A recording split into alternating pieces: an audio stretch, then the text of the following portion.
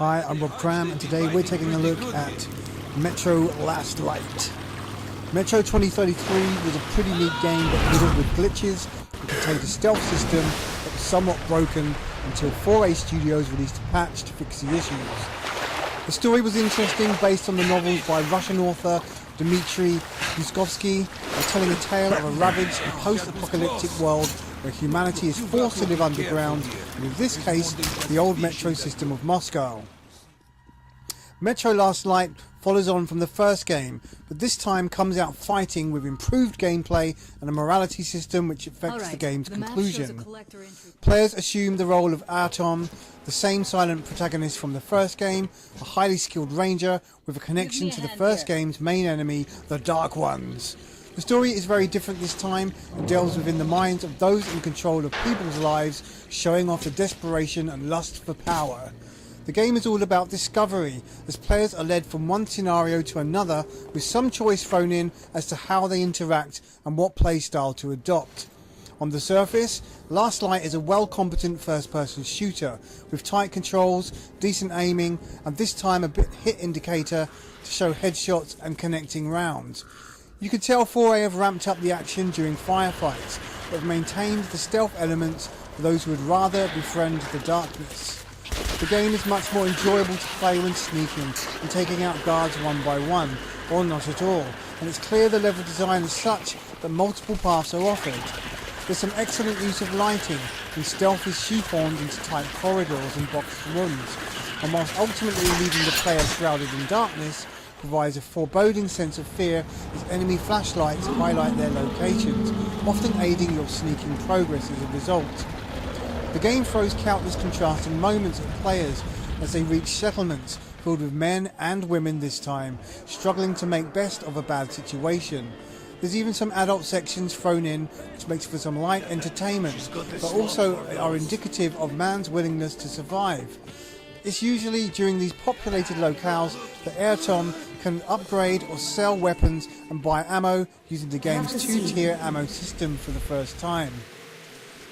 As another contrast are the moments where the air is polluted and a gas mask has to be worn.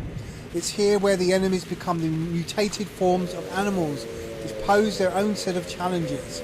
Couple this with some shifting and dangerous terrain and it makes for some tense moments, especially with the gas mask filters having a time limit to proceedings. Players are taken on a non-stop roller coaster ride of action gameplay, which is restrained perfectly with the stealth moments and visits to the underground settlements. The story does delve into more surreal elements later in the game, but it's handled very well and is not too jarring. In terms of the game's looks, 4A have done a grand job in creating tons of atmosphere, whether that be in the claustrophobic tunnels to the swamps at night.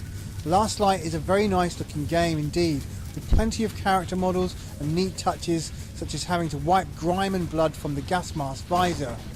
The texture detail is varied and whilst not the best we've seen, is still very high quality in places, especially on the PC version. That said, the Xbox 360 version holds up well, despite the lower resolution being obvious and the frame rate not being as steady. However, the game is certainly very playable on either system thanks to performance boosting patches on the PC platform. Audio is a mixed bag, but there's some excellent ambient sound, and of course the lead character says nothing through the entire game, aside from the narration between levels during the loading, which might appeal to some and others not so much. Why bother recording the character and then not use him in the actual game? The mind boggles.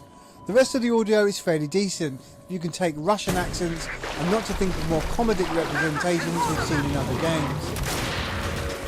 Metro Last Light offers reasonably lengthy campaign to experience, although it's debatable whether there's much difference between playing again on the default setting. A more hardcore ranger mode is included, although some will have to purchase this separately, depending on which version is purchased and from where.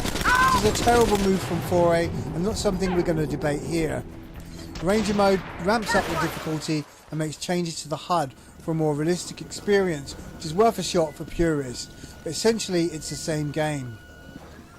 Metro Last Light proves that sequels can be better than their original forms, and 4A Studios has shown the possibilities of an equally captivating and engaging first-person shooter that's big on looks and crammed with flourishes of pure genius that really draws the player into the subterranean, post-apocalyptic world. Essentially though, the game does feel very similar to its predecessor in light of the story being a continuation.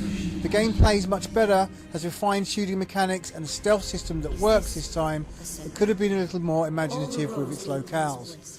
Whilst there's some neat contrasting moments overall, the journey could have expanded outwards a little more for our tastes. Metro Last Light comes highly recommended for players who like a little less pace and a more methodical shooter experience, and therefore scores 8.5 out of 10. I'm Rob Cram, thanks for watching.